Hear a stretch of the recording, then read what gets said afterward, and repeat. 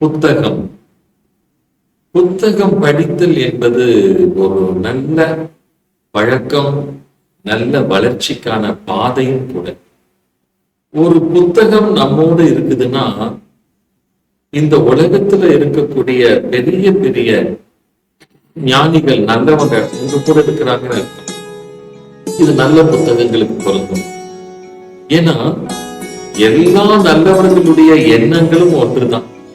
நல்லதை நினை, நல்லதை பேசு, நல்லதை செய், நல்லவராயிரும். அதான் இப்ப நல்ல புத்தகங்கள் என்பது நல்ல நண்பர்கள் என்று சொல்வதை விட நல்ல தலைவர்கள், நல்ல ஞானிகள் என்றுதான் சொல்லணும்.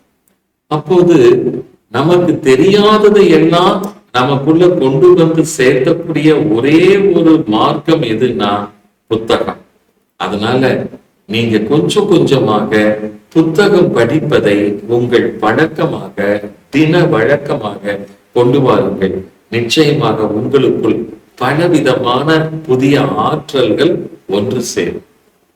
ஆத்ம நமஸ்காரங்கள். வாழ்க வளர்க.